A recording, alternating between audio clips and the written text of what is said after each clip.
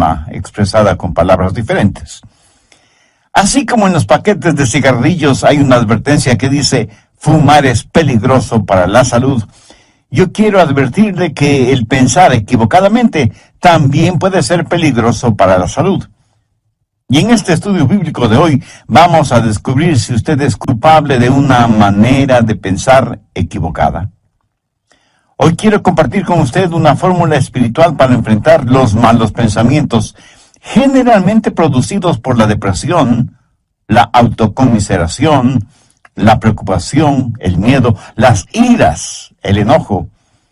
Y si alguno de ustedes piensa que nosotros los pastores no experimentamos ninguna de estas cosas, pues mi amigo le diré que está completamente equivocado. Pero quiero darle a conocer lo que Pablo escribió desde la lóbrega celda de una oscura cárcel, en donde estuvo prisionero por predicar el Evangelio de nuestro Señor Jesucristo. Y quiero que escuche atentamente lo que el apóstol dice en Filipenses 4, comenzando con el verso 4. Regocijaos en el Señor siempre. ¿Quién dijo eso? El apóstol Pablo. ¿Y cuándo lo dijo? Mientras estuvo preso en una cárcel romana. Regocijaos en el Señor siempre. Otra vez os digo, regocijaos. Vuestra gentileza sea conocida por todos los hombres. El Señor está cerca. Por nada estéis afanosos, sino sean conocidas vuestras peticiones delante de Dios en toda oración y ruego, con acción de gracias. Y la paz de Dios, que sobrepasa todo entendimiento, guardará vuestros corazones y vuestros pensamientos en Cristo Jesús. Recuerde que estamos hablando de cómo controlar sus pensamientos, cómo controlar su manera de pensar. El apóstol Pablo en el verso 7 dice, y la paz de Dios que sobrepasa todo entendimiento, guardará vuestros corazones y vuestros pensamientos en Cristo Jesús. Pero ahora deseo que preste mucha atención a lo que dice el verso 8. Por lo demás, hermanos, todo lo que es verdadero, todo lo honesto, todo lo justo, todo lo puro, todo lo amable, todo lo que es de buen nombre, si hay virtud alguna, si algo digno de alabanza, en esto pensad. La Biblia dice que un hombre es lo que piensa. Por lo tanto, ¿cómo proteger sus pensamientos? ¿Cómo resguardar su manera de pensar de la influencia de los pensamientos impuros y pecaminosos que prevalecen en nuestro mundo actual? Una persona no salva es una persona que tiene una mente ciega. El Dios de este mundo ha cegado la mente de los incrédulos. Por naturaleza todos tenemos lo que la Biblia llama una mente carnal, y mientras tenemos esa mente carnal, estamos en guerra contra Dios. Así que para controlar nuestros pensamientos y nuestra manera de pensar, ¿qué es lo primero que debe suceder? Pues que nuestra mente carnal sea convertida. Pero escúcheme, aún una mente convertida puede ser corrompida. Pablo les dijo a los filipenses que estaba preocupado porque Satanás podía sutilmente corromper sus mentes de las sencillas enseñanzas del Evangelio del Señor Jesucristo. Y ciertamente Satanás puede venir y seducirnos. Una mente cristiana puede ser seducida y alejada de las verdades bíblicas. El diablo puede construir fortalezas en los corazones y mentes de los creyentes. Por eso, una mente que ha sido corrompida debe ser reconquistada. Debemos recuperar el terreno perdido. Escúcheme, una mente corrompida que ha sido reconquistada tiene que ser controlada por Cristo.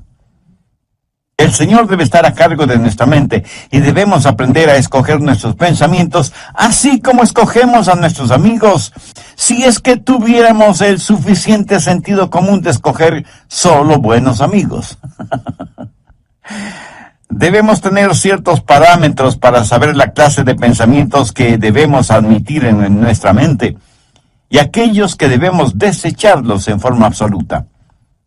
Pero Pablo, cuando está listo para hablar de estos parámetros, primero presenta un contexto como base fundamental de lo que va a hablar.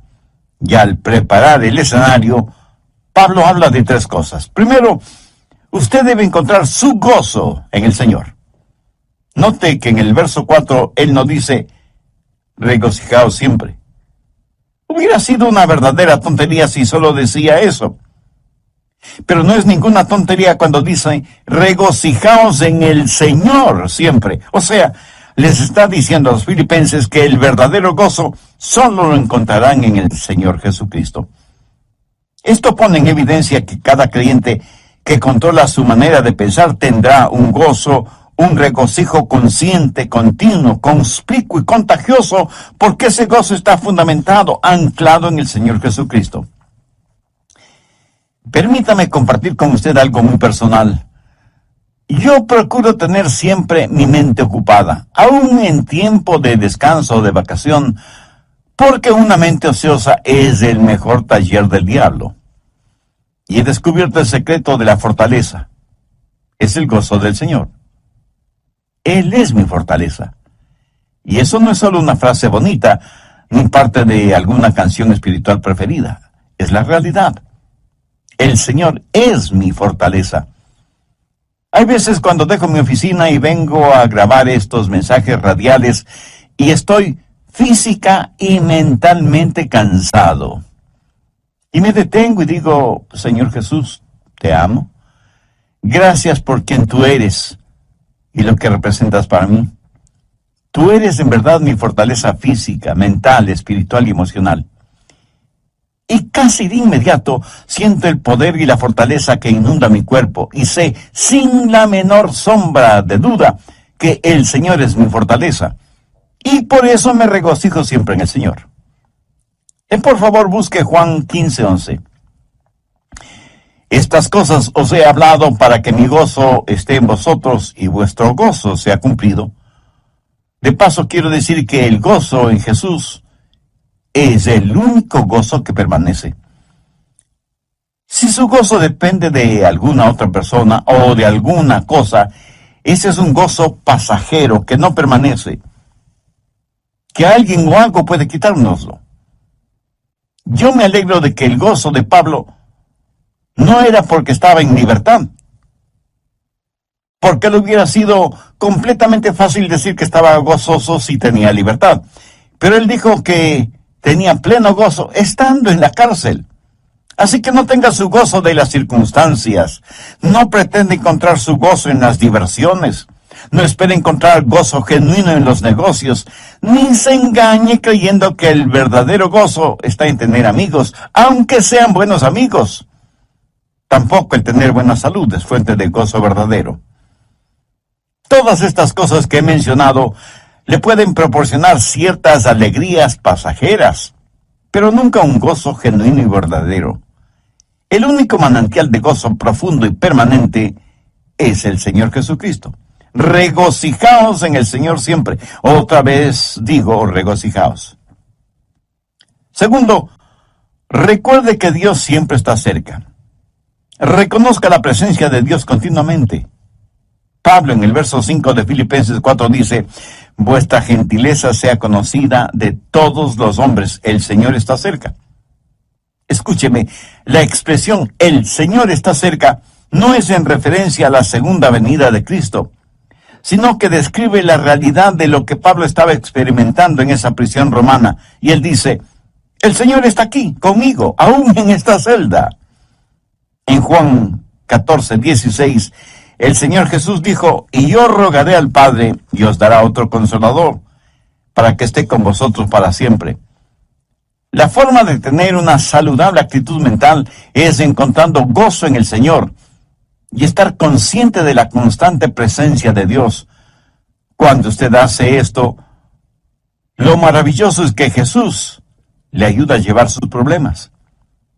Es como si Pablo estuviera diciendo, aunque estoy aquí en la prisión, el Señor Jesús está conmigo. ¿Sabe? El Señor Jesús no vino para sacarle de los problemas, sino para vivir esos problemas con usted. ¿No es eso maravilloso? El otro día estuve leyendo acerca de unos prisioneros en la época de José Stalin en Rusia, cuando perseguían ferozmente a los cristianos y los mataban.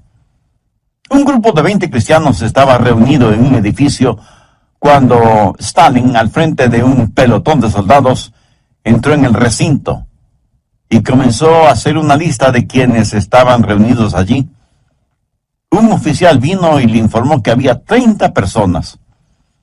Entonces uno de los cristianos dijo: oficial, está equivocado. Estamos aquí 31 personas porque Jesús está aquí con nosotros. Qué hermoso, ¿no le parece? Tercero, rehúse el preocuparse por todo. Filipenses 4:6. Por nada estéis afanosos, sino sean conocidas vuestras peticiones delante de Dios en toda oración y ruego, con acción de gracias. ¿Lo captó? Por nada estéis afanosos.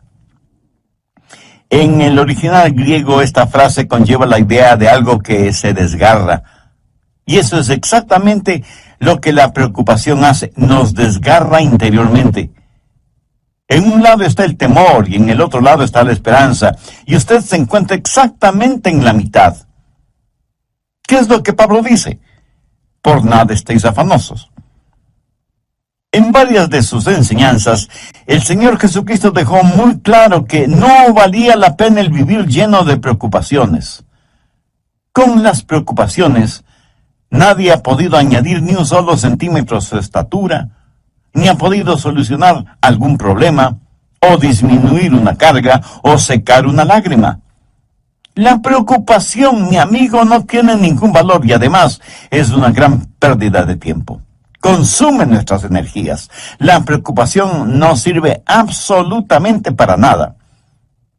La preocupación no quita la incertidumbre del mañana, pero sí succiona la energía de hoy y cubre con sus oscuras nubes el brillo del sol de hoy. Jesús dijo que son los paganos los que se preocupan desmedidamente por todo, y que nosotros como hijos e hijas de Dios no debemos ser como ellos porque Dios cuida de nosotros.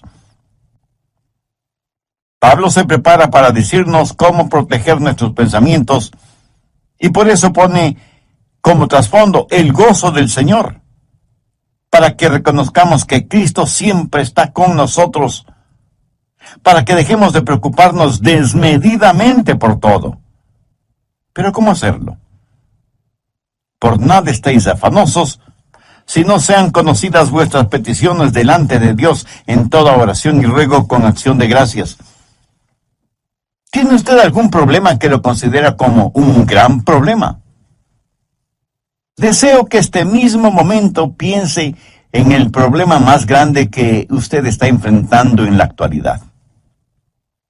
¿Ya lo tiene en su mente? Bien. Ahora, duplíquelo en tamaño. Sí que es enorme, ¿verdad? Ahora permítame preguntarle, ¿es este su problema más grande que Dios? ¿O demasiado grande para Dios? Por supuesto que no. Véalo a la luz de Dios, recordando que para Dios no hay nada imposible. Y si usted puede orar por las cosas grandes, eso quiere decir que también puede orar por las cosas pequeñas. El peligro no es que fallemos en orar por las cosas grandes, sino que dejemos de orar por las cosas pequeñas. Por eso el consejo de Pablo es: sean conocidas vuestras peticiones delante de Dios en toda oración y ruego con acción de gracias. Cuarto, desarrolle un espíritu de gratitud. Esto es en preparación para que usted pueda revisar su manera de pensar. Puede evaluar sus pensamientos para saber si los deja o no entrar en su corazón y en su mente. Tenga un espíritu de gratitud. Ore acerca de todo y dé gracias a Dios por todo, lo grande y lo pequeño, lo que es importante y lo que parece insignificante. Deje que sus peticiones sean conocidas delante de Dios. No sé si se habrá dado cuenta, pero muchas veces nos quejamos cuando no deberíamos hacerlo. Déjeme contarle lo siguiente. Hace algún tiempo ya viajaba en el automóvil de un amigo. Él iba manejando y yo le iba contando que nuestros hijos, unos estaban en una escuela privada, otros en el colegio, y otros en colegios cristianos. Y me quejaba por el altísimo costo de la educación de nuestros hijos. Mi amigo me escuchaba y me observaba. De pronto dijo: daría cualquier cosa en el mundo si es que mi hijo pudiera ir al colegio. Y pensé: qué espíritu de ingratitud el mío. Mi amigo tenía un hijo rebelde, lo que generalmente decimos una oveja negra. Mi amigo estaba dispuesto a pagar cualquier cosa con tal que su hijo quisiera ir a estudiar. Y aquí estaba yo quejándome amargamente de cuán cara era la educación de mis hijos. Paradójico, ¿no le parece? ¿Alguna vez se ha quejado porque tiene que lavar o secar los platos? Hay muchas personas en muchos países del mundo que les gustaría tener platos aunque fueran sucios. ¿Me escuchó? Quiero decir que los platos sucios son una señal de que usted tuvo algo en qué comer. Una cuchara, un tenedor, cuchillo para comer. Mi amigo, hay millones de personas que usan sus manos, sus dedos para comer y ni siquiera tienen agua para lavarlas después. Hay que saber cultivar un espíritu de genuina gratitud hacia Dios. Ahora, todo esto no es más que el escenario para saber cómo controlar sus pensamientos. Es como el estar en un aeropuerto y pasar por los controles de seguridad que tienen sensores para detectar cualquier objeto que pudiera considerarse peligroso o algunas sustancias prohibidas que algunas personas tratan de pasar de contrabando. Los servicios de seguridad en los aeropuertos no permitirán que usted se embarque en un avión llevando esas cosas prohibidas. El apóstol Pablo presenta una especie de lista en el verso 8 y quiero que ponga mucha atención a su contenido. Por lo demás, hermanos, todo lo que es verdadero, todo lo honesto, todo lo justo, todo lo bueno, todo lo puro, todo lo amable, todo lo que es de buen nombre, si hay virtud alguna, si algo digno de alabanza, en esto pensad.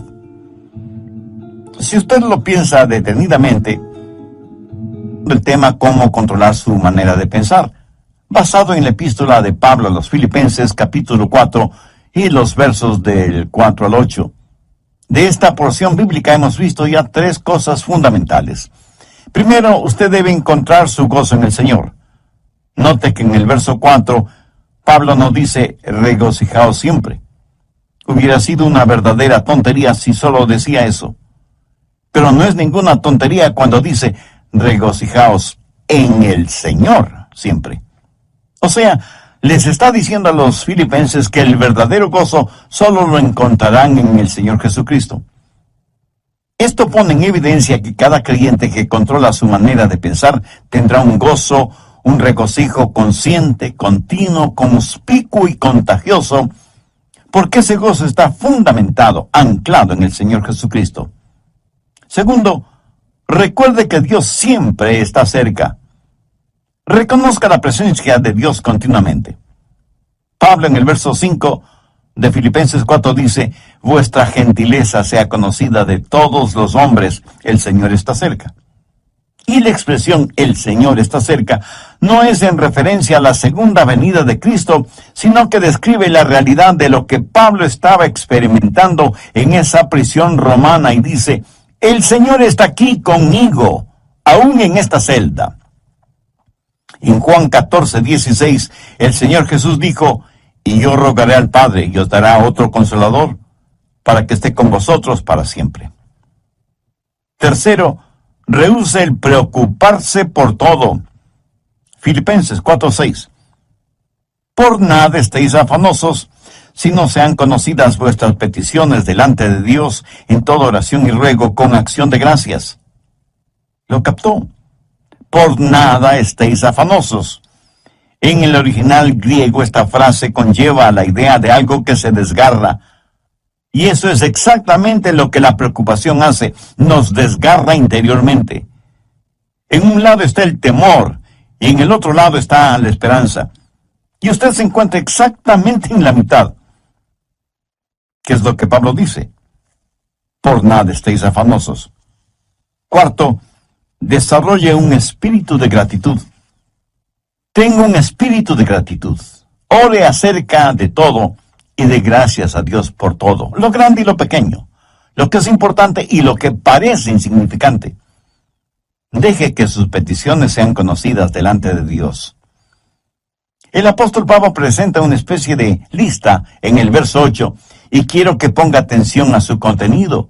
Por lo demás, hermanos, todo lo que es verdadero, todo lo honesto, todo lo justo, todo lo bueno, todo lo amable, todo lo que es de buen nombre, si hay virtud alguna, si hay algo digno de alabanza, en esto pensad.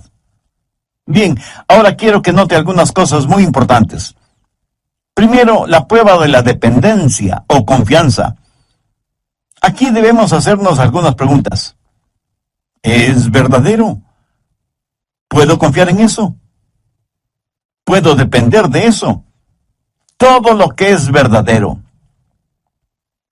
¿Sabe que vivimos en una generación que no pregunta si algo es verdadero? La pregunta importante en nuestros días es, ¿trabaja? ¿Da resultado?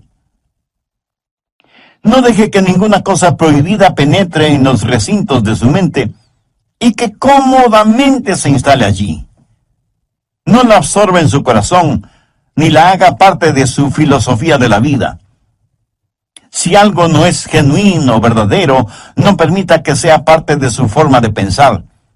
Evalúelo todo de acuerdo a la Biblia, que es la fuente primordial de la verdad. Segundo, la prueba del respeto. Pablo dice, todo lo que es verdadero, todo lo honesto. Y aquí la palabra honesto literalmente significa honorable. Hace referencia a cosas que son honorables, honrosas. ¿Permite usted que cosas deshonrosas se acumulen en su mente? Guarda mentalmente cosas que no son dignas de su respeto. Cosas que no son dignas de que usted invierta su tiempo en ellas. Algunas cosas no son malas porque son viles. Son malas porque son necias, tontas, estúpidas, cosas que no valen la pena. Tercero, la prueba de las riquezas.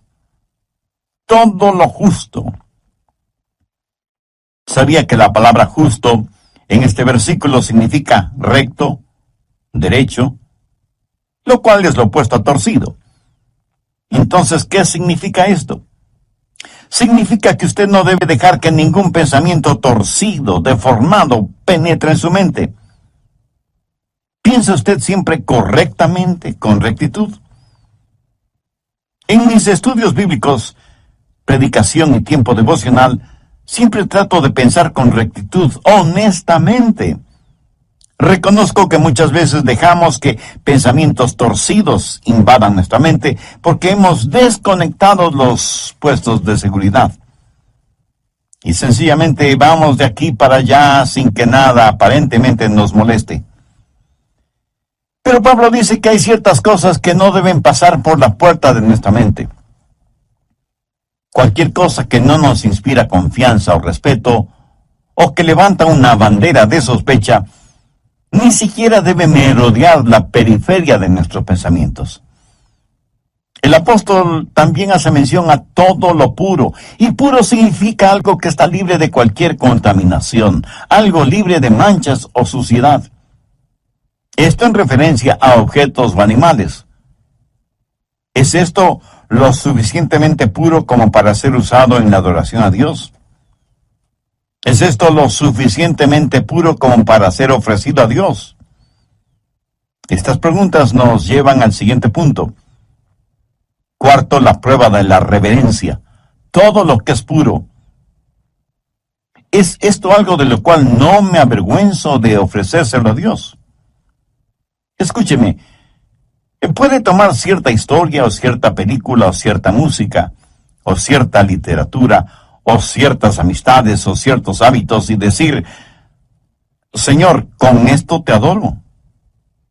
Estoy seguro que alguien me dirá, Pastor, ¿no estamos supuestos a adorar a Dios con todas las cosas? Mi amigo, si piensa así, está tremendamente equivocado, porque la verdad es que debemos adorar a Dios con todas las cosas. Por favor, busque 1 Corintios 10:31. Si pues coméis o bebéis o hacéis otra cosa, hacedlo todo para la gloria de Dios. Ahora piense por un momento. ¿Son sus amistades, sus pasatiempos, su trabajo y aún su propia familia algo con lo cual usted podría decir: Señor, te lo ofrezco a ti? Hace algún tiempo estuve en una conferencia bíblica en otra ciudad y tuve la oportunidad de ver la cadena de montañas conocida como Montañas Azules, justo en la estación del año cuando las hojas de los árboles se vuelven amarillas, rojas, azules, doradas y, en fin, tienen todos los colores del arco iris. Mi esposa y yo nos quedamos asombrados y maravillados de ver la creación de Dios en toda su espléndida belleza.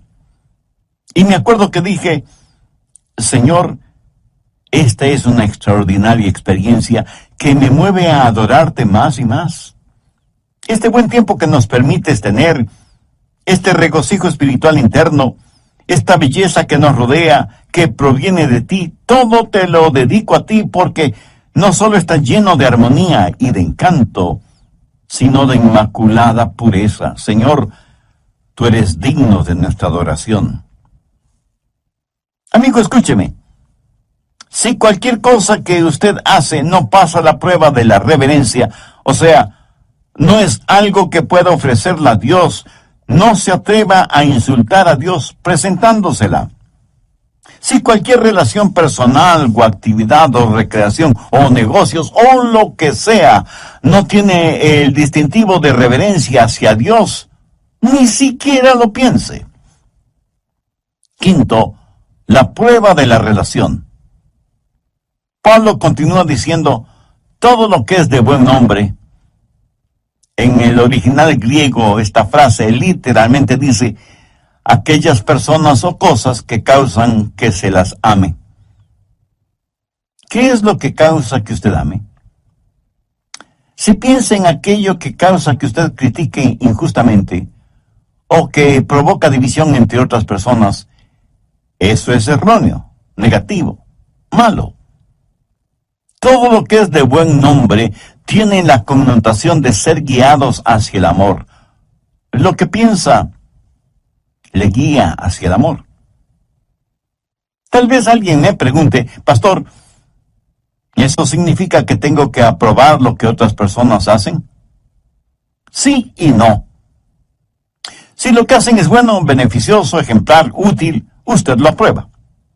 Si es algo negativo, perturbador, divisivo o destructivo, por supuesto que usted no debe aprobarlo. Y no se necesita ser un genio para entender esto, ¿verdad?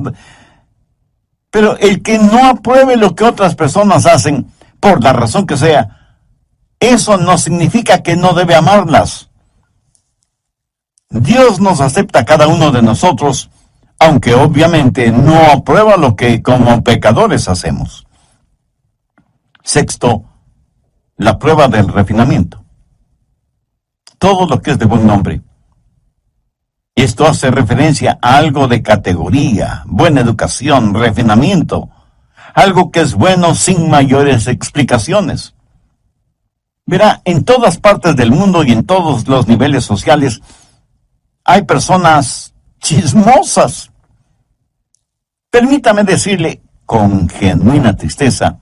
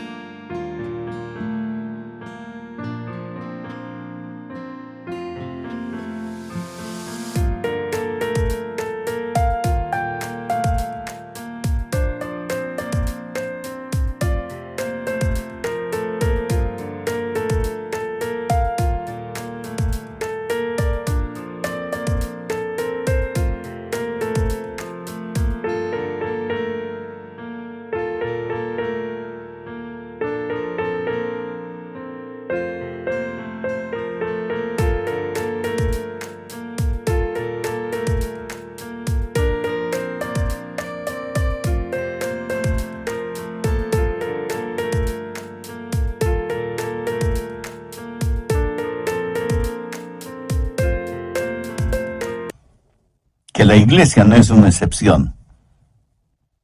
Yo creo que el chisme es una especie de enfermedad que causa la pérdida de la memoria. Hasta ahora no he conocido a ninguna persona chismosa que admitiera ser chismosa. Por lo general, una persona chismosa comienza de la siguiente manera. Bueno, usted me conoce y sabe que no me gusta eso de los chismes, pero sabía que... Y comienza su chismografía con un aire de santidad y confidencialidad, como si estuviera contando una verdad absoluta. ¿Conoce usted a personas así? Ahora, si una persona hace algo y no sabe que lo ha hecho, debo pensar que esa persona tiene un tornillo suelto en su cerebro. Lo triste es que hay personas a quienes les gusta, les deleita el escuchar cosas que no son de buen nombre, relacionadas con otras personas. La gente usa sus oídos como tarros de basura y luego se sorprenden de que los demás siempre estén botando basura verbal en sus oídos. Y la gente bota basura en sus oídos porque sabe que a usted le gusta escuchar esa basura. Y por eso usted sabe de todo el lodo moral, emocional y espiritual que hay en su barrio. En lo negativo, usted sabe todo de todos.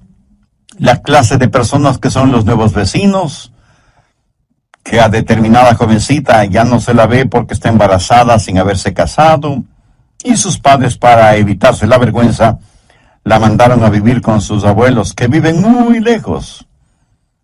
Que el hijo de los Pérez está preso por manejar en estado alcohólico, etcétera, etcétera.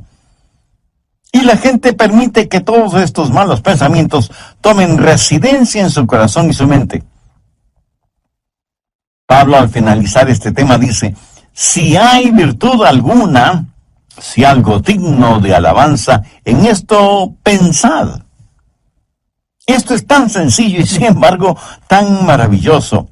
Usted en forma absoluta puede reconquistar, recuperar el terreno perdido si reconoce que hay virtud y que es algo digno de alabanza el pensar en todo lo que es verdadero, en todo lo que es honesto, en todo lo que es justo, en todo lo que es puro, en todo lo que es amable y en todo lo que es de buen nombre. Tal vez lo que voy a decir será como llover sobre mojado, pero tengo que decirlo. Usted no tiene que pensar en ninguna cosa que no quiera pensar. Pero escúcheme, usted debe pensar en algo. Usted no puede controlar su vida mental poniendo a su mente en neutro. Debo pensar en algo. Y si no piensa en algo correcto, le aseguro que pensará en algo incorrecto. Si usted no está pensando en algo bueno, tenga la certeza de que terminará pensando en algo malo. La fórmula para no tener malos pensamientos no es tratando de no tener malos pensamientos. Por ejemplo, trate de no pensar en un submarino ahora mismo. ¿Está seguro que no está pensando en un submarino en este mismo instante? Bien, la única forma para no pensar en un submarino en este momento no es tratando de no pensar en un submarino, sino tratando de pensar en algo diferente. Y las personas que están tratando de no pensar en un submarino están pensando en el submarino acerca del cual tratan de no pensar. Qué interesante, ¿verdad? El apóstol Pablo, escribiendo a los hermanos, a la iglesia en Roma, les dijo, no seáis vencidos de lo malo, sino vence con el bien el mal. Deje que los buenos pensamientos inunden su mente y mantenga su corazón y su mente enfocados en el Señor Jesucristo.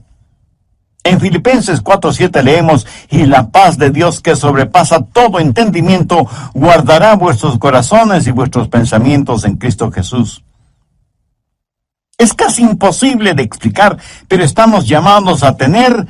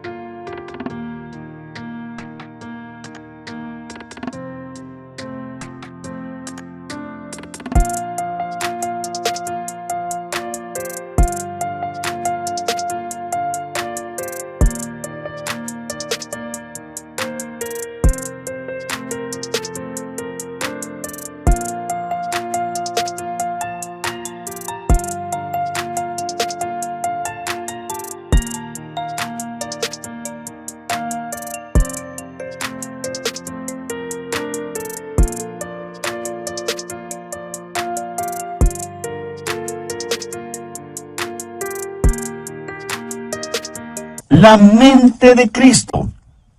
Por lo tanto, debemos aprender a tener los pensamientos de Dios en Cristo y utilizar la normativa que Pablo nos da en Filipenses 4 como punto de seguridad por donde deben pasar todos los pensamientos antes de que tomen residencia en nuestros corazones y mentes. Y sea agradecido con Dios por su preciosa palabra. Debemos orar para que nos ayude a mantener nuestros pensamientos, nuestras mentes, nuestros corazones bajo la sangre de Cristo. Entre quienes me escuchan en este mismo momento, ¿habrá alguien que quiera entregar su corazón al Señor Jesucristo? Alguien que quiera ser salvo, independientemente de la edad que tenga o del nivel social o financiero al que pertenezca. Alguien que quiera tener un verdadero propósito para vivir y una firme esperanza a la hora de morir. Si usted puede hacer esa decisión espiritual ahora mismo, si ese es su deseo, le invito a orar conmigo una corta oración. Mi oración será únicamente para guiarle. Ore con sus propias palabras y puede orar en voz alta o en voz baja o silenciosamente si lo prefiere, pero ore con fe, con sinceridad, con convicción. Querido Dios, reconozco que mis pensamientos no siempre son puros, ni honestos, ni dignos. Y esto revela mi condición de pecador, a pesar de ser religioso. Hoy me acerco a ti en busca de tu misericordia y tu gracia. Señor Jesús, sé que me amas y que quieres salvarme, y que por eso entregaste tu vida en la cruz del Calvario